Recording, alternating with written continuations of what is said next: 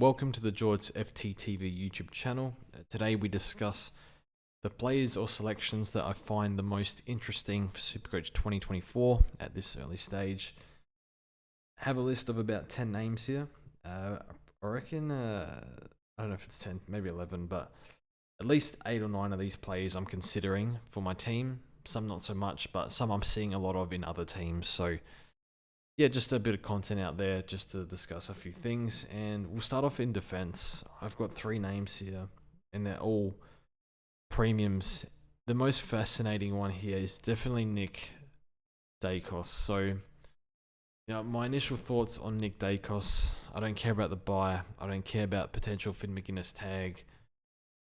Do I want to sit through not owning Daicos? He's 650k, that's a lot. He probably needs to average, I don't know, how much does he need to average to maintain his price? Somewhere in the 120s, I'm guessing. I still have Nick Daicos. I'm quite petrified of not starting him despite the buy that's coming up. And I think he's our early captain option if you don't have like a Bont or an English or whatnot. So I'll be starting him most likely, but I can see the school of thought, and I've seen him dropped from a lot of Discord teams. I've noticed in AFL Fantasy, his ownership's in the 50s. I'm guessing that'll be the same for SuperCoach.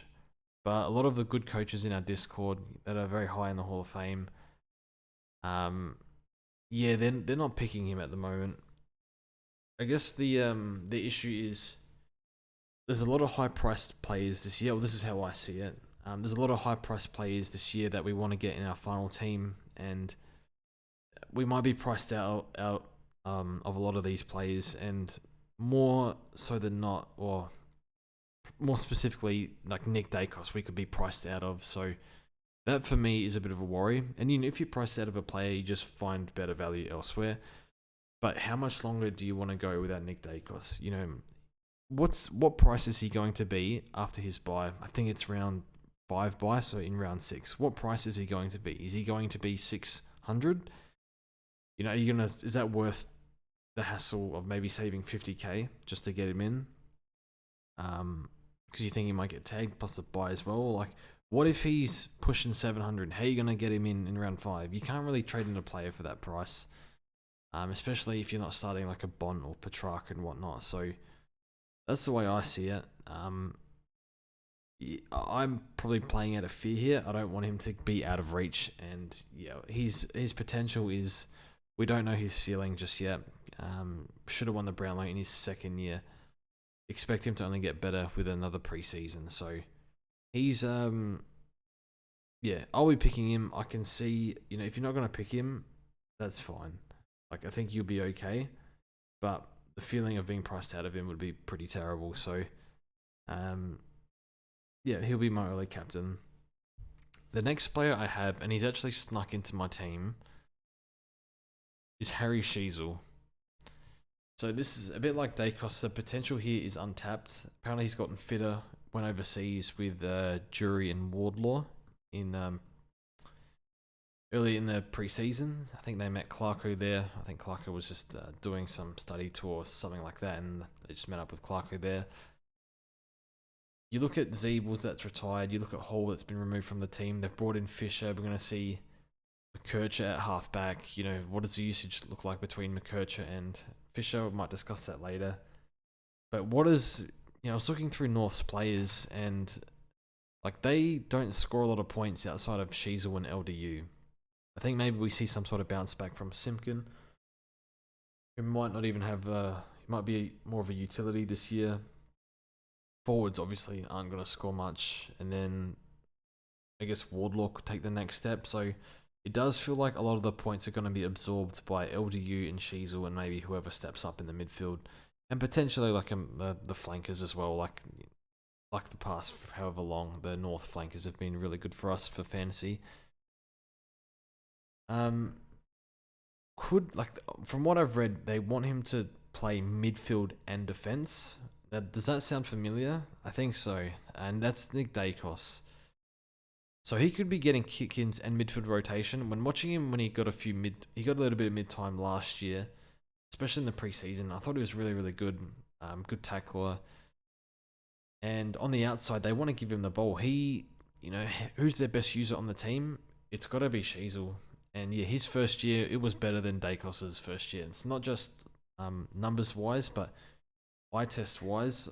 So I thought he probably, without looking at the numbers, he probably would have had more contested ball, won his own ball a bit more, especially through the midfield. So look, Sheel is in my team at the moment. Regardless of role, I think they're going to feed him the ball, and they're going to rely on him to move the ball. So he is in for now, and look, the risk is he could start half forward, but I just think they need the ball in his hand as much as possible.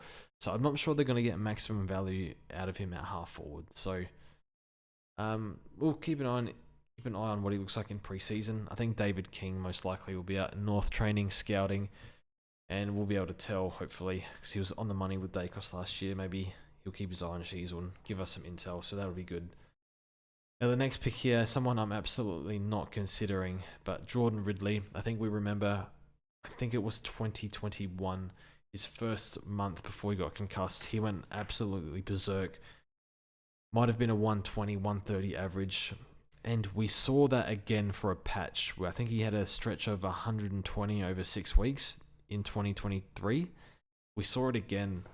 So Ben McCrae's come in. Does he make a big difference? Because they had Zack Fisher there. It's just McCrae taking Zack Fisher's spot, I'm guessing. So what does it look like for Ridley? I think for me, the durability, obviously had the soft tissue, the quad injury, plus the concussions, and might have had something else, I don't remember, but it's a funny one, Ridley. Just something seems to go wrong with him all the time, and I don't know what Ridley is going to show up. Are we going to see prime Ridley? Are we going to see Ridley, hiding deep in defense? I don't know.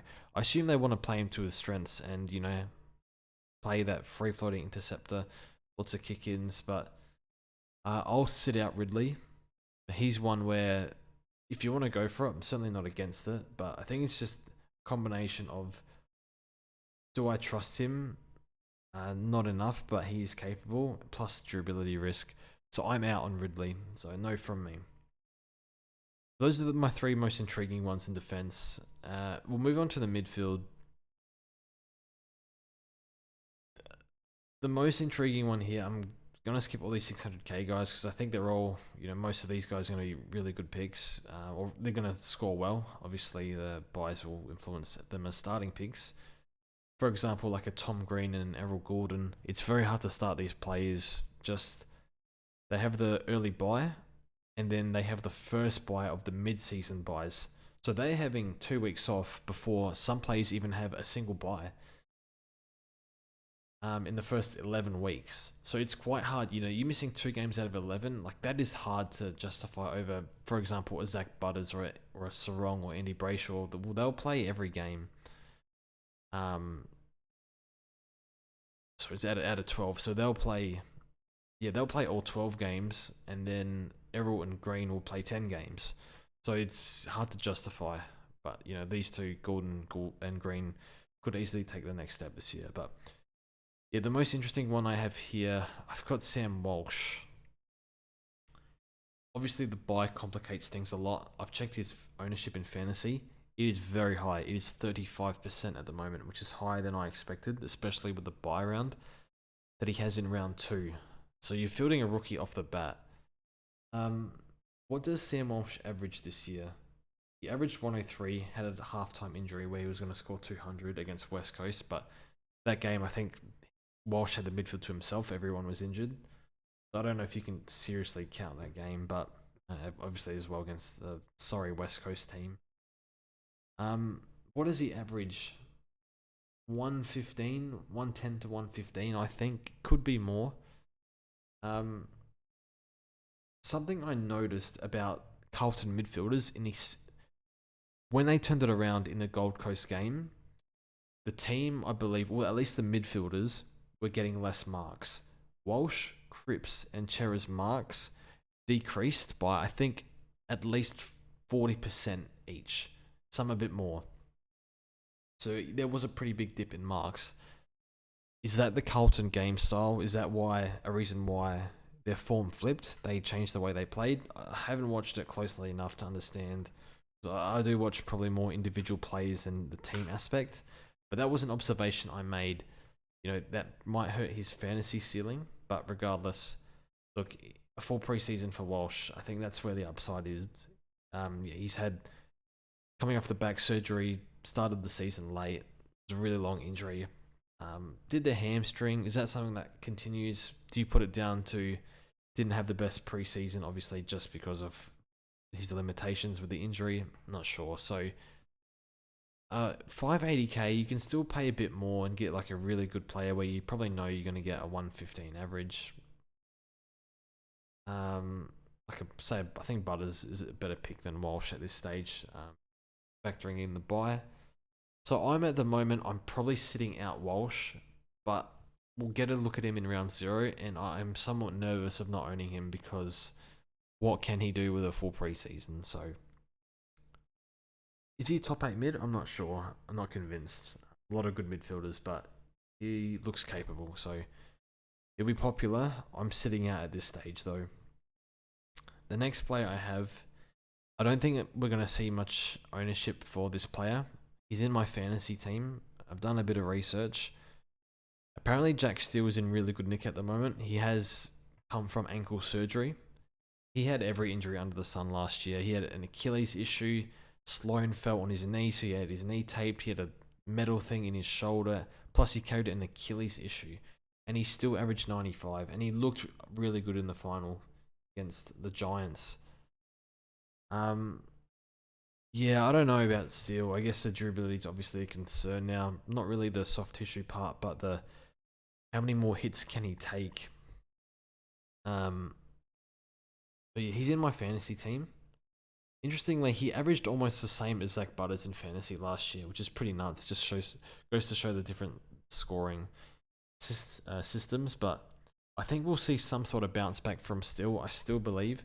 And yeah, from what I read, he's in really good nick at the moment. And I've read that he's lost weight, and I've also read that he's put on weight. So I don't know which one to believe. So that's something that we'll see. But I think he admitted to cutting weight might not have been the best decision for him. But I think the Saints wanted him to be more. They wanted them to be more of a running team, which is why he did that. So we'll monitor how he looks and if he's put on a bit of weight, because I think he played better. He was that massive body, really hard matchup in the midfield.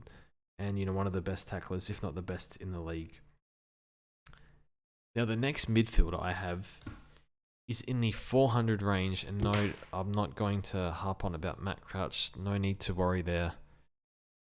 Carl Amon. So, in the 5 games he played with Sicily at halfback, he averaged around, I think it was 108 in defence. And Sicily went at about 107, but he also got tagged by North in that game where he scored like 50 or something. They've got D'Ambrosio has come to Hawthorn. Is he best 22? Is he depth? They've got Seamus Mitchell there who can play a role down back. I'm not sure exactly, like flanker or lockdown or whatever. I'm not sure exactly. But yeah, that makes you think he's training at halfback. He's on limited training at the moment. Has a knee issue, which he also had late in the season. So we'll monitor whether he's in full training after Christmas. But yeah, Amon's always been a reasonable scorer in a terrible role. But what can he do with a halfback role? Well, we've already seen 108 at halfback. Is there anything stopping him from doing that again? We'll see in the preseason. I'm intrigued by Amon. He's in my fantasy team. And he's definitely a chance because all going well, he'll get DPP.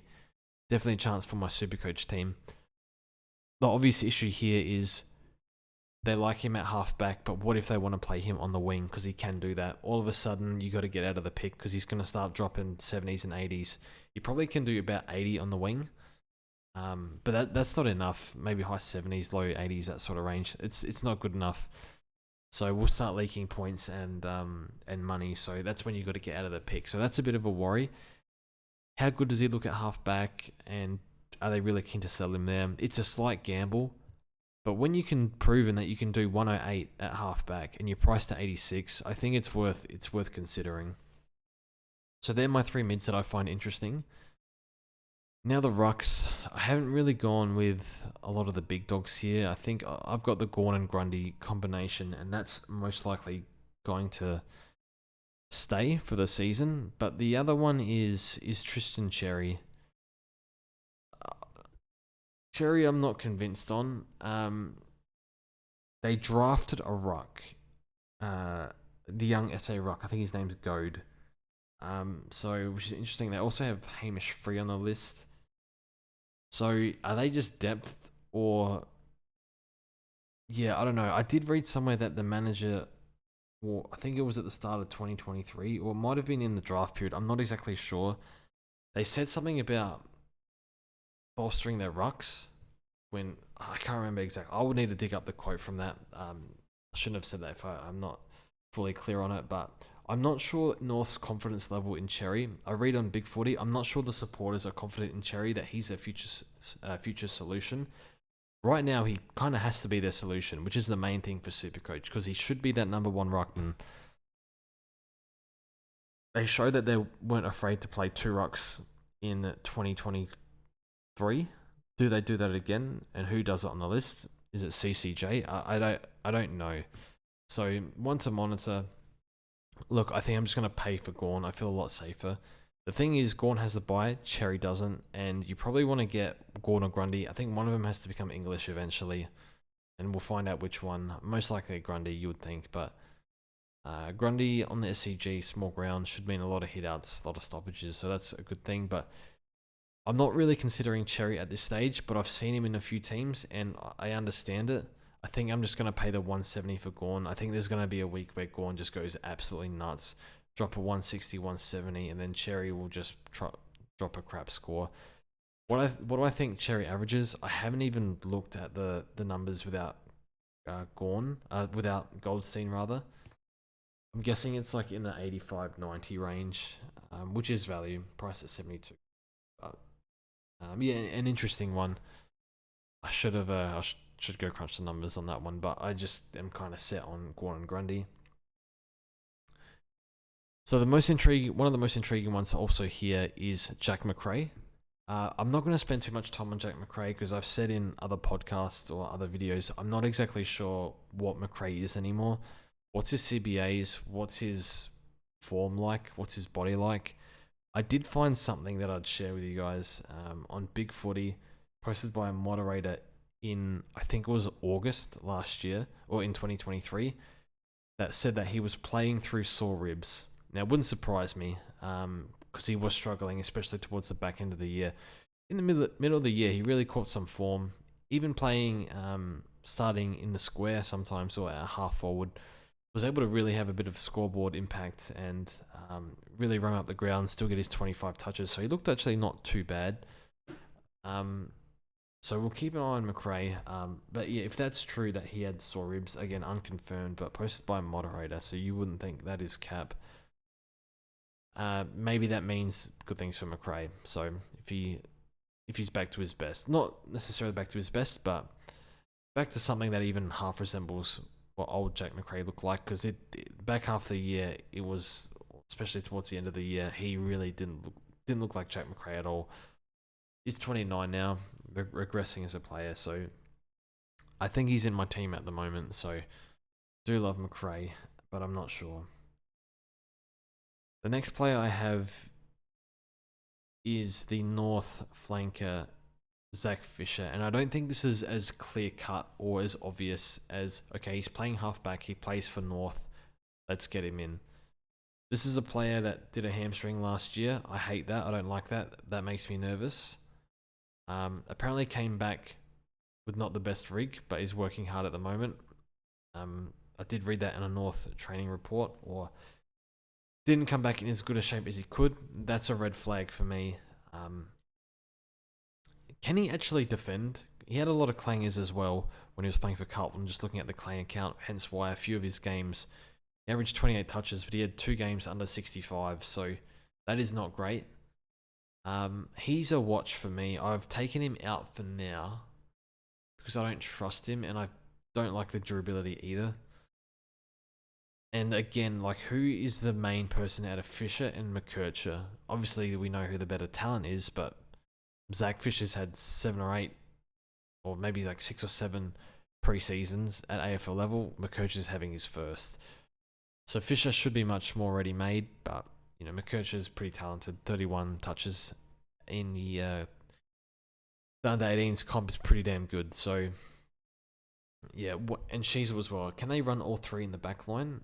Because it sounds like they're 3 very offensive defenders that can't really defend much. So look, his kick-ins should go up as well. He had 7 kick-ins in 4 games at halfback, did Zack Fisher. Maybe that goes up, so we'll see. Yeah, I don't know if he holds his spot for the year. I don't know if he's a good footballer. I'm not convinced. I need to see more. So yeah, it's just there's a few flags on this, but there is definitely upside if he's playing at halfback for sure.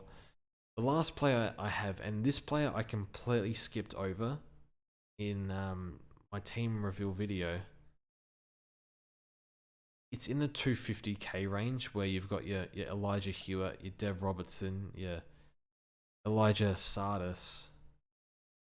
But the one that I've switched them all out for is Jack Billings. I'm going to say the magic word.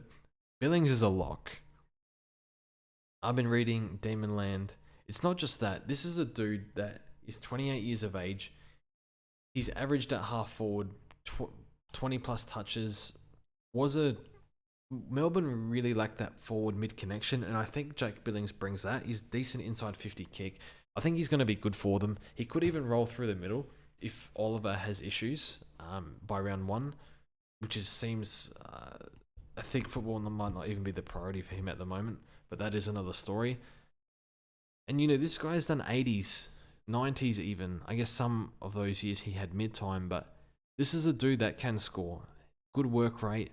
He's had his issues with injury. He broke his leg pretty bad. He did a hamstring and a thumb issue. Obviously, hamstring's not great, especially I think it was last year earlier that he did it, which is really bad to hear because you always worry. But given his price and the fact he would have had no conditioning coming off a broken leg, I'll give him the benefit of the doubt and back him in. So he's in my team. He's not moving out. There's no way I take Jack Billings out. I'm a big believer. I think he can do 75 to 85, that sort of range at half forward. And if he even gets mid-time, he could be pushing keeper status with the way our forwards are shaping up, where, a lot of them are just going to scrape 90 in terrible roles. Everything will depend on who in the forward line gets CBAs and halfback and DPPs and whatnot. But, it's pretty bare at the moment. If things go his way, he could be a decent F6. And yeah, that would require mid-time though, and I'm not sure he gets that. But regardless, I think he'll be playing high half forward. I don't think they need him on the wing. They've got Langdon and Hunter. Correct me if I'm wrong there. And even like Angus Brayshaw can roll through there. So yeah, correct me if I'm wrong. I think they should be good for wings. I'm not convinced, but just on paper, it seems like they should be. So I think he'll get a free run at it. And honestly, if there's any player that needs a new setting, it's Jack Billings. Obviously, living in the shadow of Bont, given the draft. And didn't really live up to the hype, but there's been worse pick 3s out there. But I'm a believer in Jack Billings, especially for that price. He's got nothing to lose, everything to gain at a new club. He's a lock for me. I think we'll get 80 from him. They're the most interesting picks. If you have any questions or whatnot on plays you want me to comment on, feel free to put them in the team picker in the comments, and I'll get to them and whatnot, or let me know who you think, which players you're most intrigued by. So thanks for watching. Hope you had a good Christmas, and we'll see you in the next one.